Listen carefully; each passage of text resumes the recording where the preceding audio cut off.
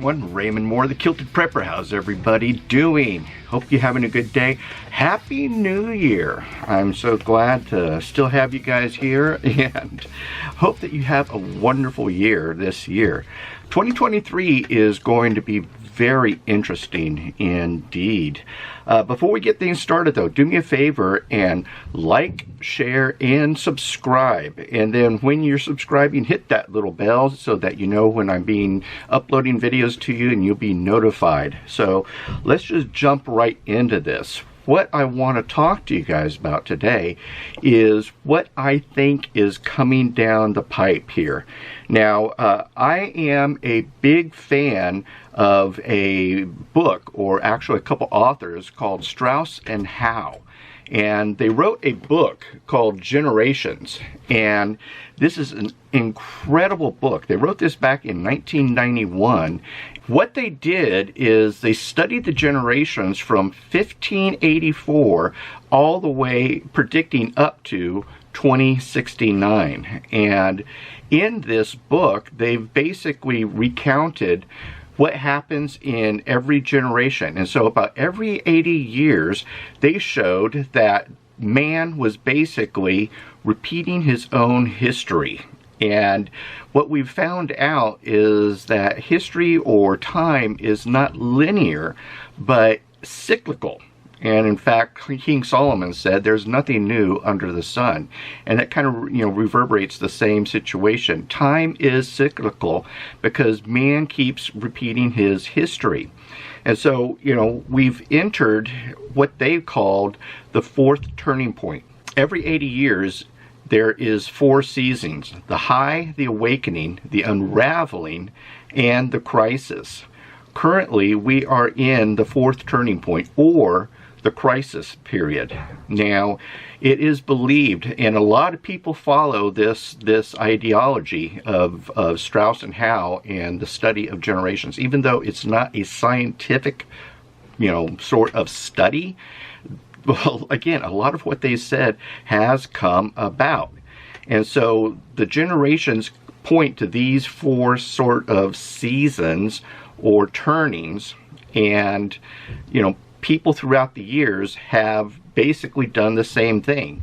But the big thing about the crisis, or the fourth turning point, has been massive war. And we had the War of the Roses, which is where they started in around 1584. Then they had the Armada crisis. They had the American Revolution. They had the Civil War. And then the big one is they had World War I, World War II, and the Great Depression. And so all about these hit about every 80 years. Well, like it or not, around 2008, we went into, or what they believe, the fourth turning point, or the time of crisis. And what they believe, or what their book talks about, is around 2026 is going to be the peak of the crisis. And when it peaks, that's when things are just going to really explode.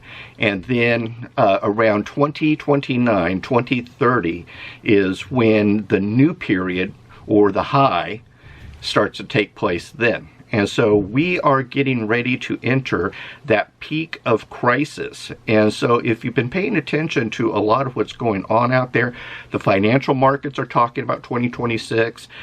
Politics is talking about 2026. There's a lot of things coming about in 2026. And a lot of them are not good. But what I wanted to point out to you is the correlations, or the similarities, of what happened during World War I, World War II, and the Great Depression. The first correlation is wars. Again, we had World War I, World War II. That was very drastic. Really, did a lot of damage. But looking at today, we are, I believe, on the brink of another world war. We have Russia and Ukraine. Those guys are going at it like crazy and everything. Europe is slowly being sucked into it, and they want NATO to be sucked into it. And if NATO gets sucked into it, we get sucked into it. We have the China-Taiwan issue. And in fact, China has come right out and said that they will have Taiwan annexed by August 2023. We have Israel-Iran issue, or the whole Middle East issue. Iran is working very hard to build missiles or to build a nuke, so basically basically they can wipe them off the face of the earth. But Israel's not going to allow that to happen. If they find out, that they are, producing uranium at nuclear weapon strength, then they're going to go over and they're going to take out Iran. And so that in itself is a boiling pot. We have the North Korea, South Korea issue taken on. The Kim Jong-il is launching missiles like crazy in, the South Pacific Sea over there, to the point where Japan is now raising money to increase their military. The missiles have been landing really close to Japan, and so it's kind of freaking Japan out a lot. The next correlation, or the next similarity that I see, is pandemics. During World War I, we had the Spanish flu. The Spanish flu wiped out millions of people, and in fact, they believe the Spanish flu wiped out 1/3 of the population on Earth around that time. 50 million people worldwide were killed from Spanish flu, and in fact 675,000 people were killed here just in the United States alone due to the Spanish flu. This was a true pandemic. Nothing like what we've seen recently with our sort of pandemic, but this was a real pandemic. This was a real killer. And, right now, another pandemic that we're seeing is the avian flu. Europe is strongly battling the avian flu. This is one of the reasons why we're seeing poultry rise, the cost of eggs rise, so forth and so on. And so the avian flu is really jumping. We're seeing a lot of avian flu activity here in the United States as well. We're seeing a lot of ranchers and farmers having to put down all this poultry and everything. And again, we're seeing the rising cost of poultry. We're seeing the rising cost of eggs. In fact, a member sent me a picture of someone who bought eggs in New York, and the cost of 1 dozen eggs was $9.95. Pretty crazy. But the big thing is a lot of scientists are really looking at the avian flu mutating and jumping over to humans. And so this is going to be a very serious concern. As well as another concern is the swine flu, or H1N1, which was originally what happened with the Spanish flu. Spanish flu was H1N1. But they're looking at that possibly doing a comeback, doing some sort of mutation and everything, and coming back harder, stronger. And the Spanish flu, or H1N1, is a killer. So these are things that I've been looking at, is the pandemics, and looking at the correlations of what they had back then versus the correlations and similarities of what we are facing here today. The next correlation that I'm seeing is food shortages. Again, back in the Great Depression, World War I, World War II, there was a serious amount of shortage of food. One, because of the wars. When you pull men and equipment away from the farms to go fight in a war and stuff, that means farms are not producing, and so food is coming up short.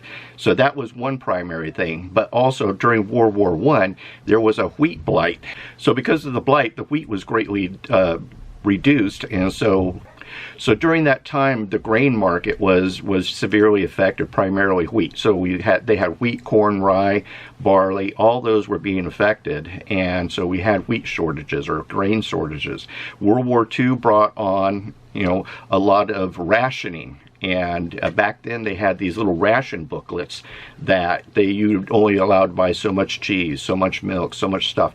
And so people had to actually ration their foods and everything, because so much of the food was going to the military efforts, both in World War I and in World War II.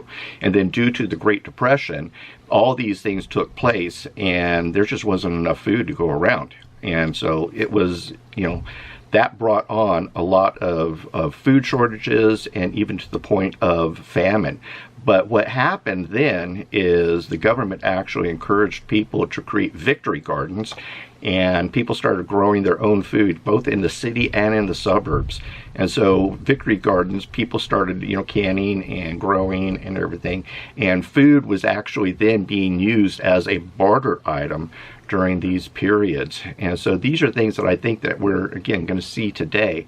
And so these are some of the similarities and everything that is taking place, and what has me concerned. So we have wars, pandemics, food shortages, and I mean, there's so many other things that we could look at, but the similarities are there. And so I really encourage you to check out the book Generations, and consider getting it. It's about $30, but again, it was written in 1991.